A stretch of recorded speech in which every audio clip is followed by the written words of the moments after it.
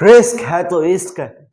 ये आपने जरूर डायलॉग सुना होगा, जो हमारी पिक्चर है हर्षद मेहता वाली सीरीज है उसमें। मगर रियल लाइफ में ये नहीं होता। रियल लाइफ में आपको रिस्क को कैलकुलेट करना पड़ता है और उस हिसाब से आपको इन्वेस्टमेंट करनी पड़ती है। तो रिस्क मैनेजमेंट है जो हमारा एमबीए के जो फाइनेंस के बैकग्राउंड के जो स्टूडेंट होते हैं उनको पढ़ाया जाता है। क्यों? क्योंकि कंपनी के फाइनेंशियल कंडीशन को सुधारने के लिए। तो क्या ये रिस्क मैनेजमेंट उनके लिए ही है? क्या आपके या मेरे लिए नहीं है रिस्क मैनेजमेंट? क्या हमें रिस्क मैनेजमेंट नहीं सीखना चाहिए जिससे कि हम हमारी इन्वेस्टमेंट में प्रॉफिट कर पाए? तो इसीलिए मैं लेके लाया हूं आपके लिए रिस्क मैनेजमेंट। इसमें हम समझेंगे सबसे पहले रिस्क मैनेजमेंट होता क्या है, उसके बाद में हम इसके एग्जांपल के साथ समझेंगे कि हम कैसे हमारा रिस्क मैनेजमेंट अच्छी तरह से कैसे कर सकते हैं। तो सबसे पहले हमारा रिस्क मैनेजमेंट में आता है वो है आइडेंटिफिकेशन ऑफ रिस्क। सबसे पहले आपको रिस्क को आइडेंटिफाई करना पड़ेगा। अभी समझो आपने स्टॉक मार्केट में इन्वेस्ट किया है रिसेंटली, तो अभी स्टॉक मार्केट में कौन कौन से रिस्क है आइडेंटिफाई। अभी जो मेन 4 रिस्क है स्टॉक मार्केट में वो है, सबसे पहला उसमें से वॉर है, जो रशिया यूक्रेन का वॉर है वो। ओके, उसके बाद में हमारा सेकंड नंबर पे है करेंसी डेप्रिसिएशन। हमारी जो करेंसी है वो बहुत डेप्रिसिएट हो रही है वो। उसके बाद हमारा थर्ड नंबर पे है क्रूड ऑयल प्राइस की जो rise in crude oil price हो रही है वो भी हमारा मेजर रिस्क है। और जो हमारा फोर्थ नंबर पे है वो है ट्रेड डेफिसिट, वो भी इंक्रीज हो रहा है। तो अभी मेन रिस्क देखिए हमारे पास 4 रिस्क है। ओके, तो अभी हमको आइडेंटिफिकेशन हमने कर लिया कि हमारे पास ये 4 रिस्क है। स्टॉक मार्केट के अंदर इन्वेस्ट करने से पहले आपने आइडेंटिफाई कर दिया। उसके बाद में हमारा आता है analysis of risk. Analysis of risk मतलब क्या?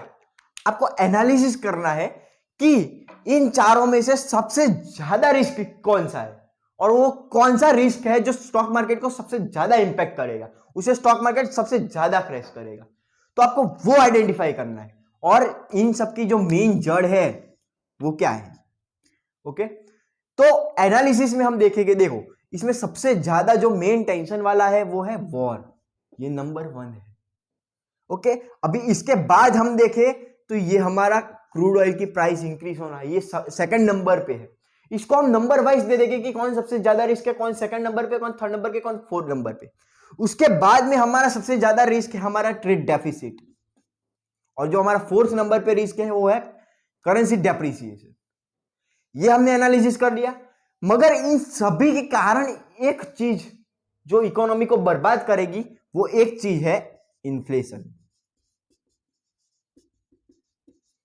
अगर समझो वॉर कंटिन्यू रही तो भी इन्फ्लेशन इंक्रीज होगा, करेंसी डेप्रिसिएशन हुई तो भी इन्फ्लेशन इंक्रीज होगा, क्रूड ऑयल की प्राइस इंक्रीज हुई तो भी इन्फ्लेशन इंक्रीज होगा, और ट्रेड डेफिसिट इंक्रीज हुआ तो भी इन्फ्लेशन इंक्रीज हुआ। मतलब कि क्या, ये चारों चीजों के कारण हमारा इन्फ्लेशन ही इंक्रीज होगा और इन्फ्लेशन के कारण हमारा मार्केट गिरेगा। तो आपने एनालिसिस कर दिया रिस्क का, उसके बाद में आपको एक्शन लेनी है। आपको एक्शन लेनी है कि अगर समझो कि ये सबका सब हुआ, सभी चीज हुई, तो इन्फ्लेशन हमारा राइज हुआ, तो आप अपनी इन्वेस्टमेंट के बचाओगे कैसे? उसके लिए आपको प्लान सोच के रखना पड़ेगा।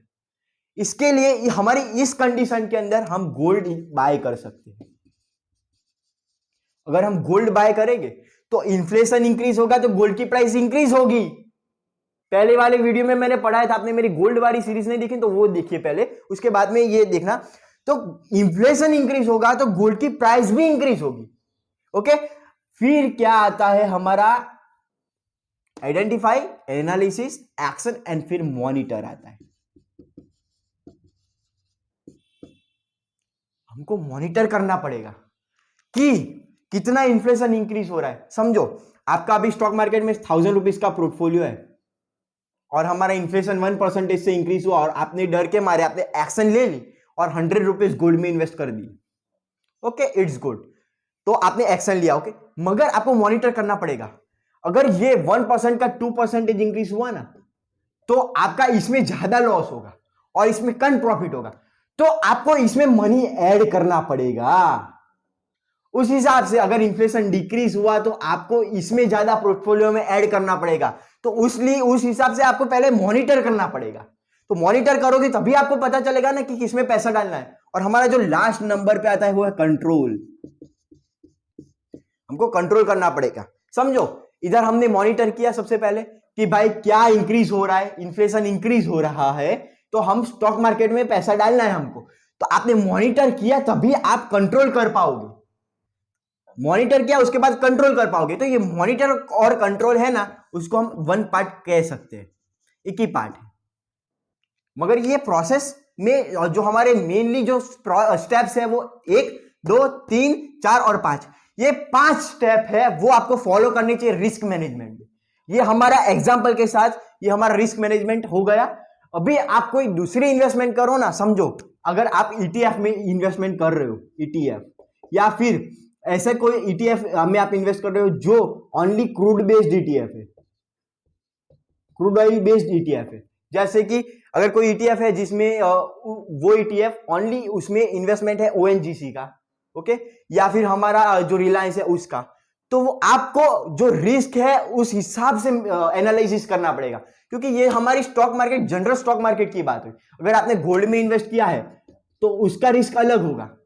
तो उस हिसाब से आपको जो पहले रिस्क आइडेंटिफाई करना है, फिर एनालिसिस करना है, उसके बाद में एक्शन लेनी है, फिर मॉनिटर करना है और फिर लास्ट में कंट्रोल करना है। अगर आपको मेरी वीडियो पसंद आई हो तो प्लीज इसको शेयर कीजिए और हमारी चैनल को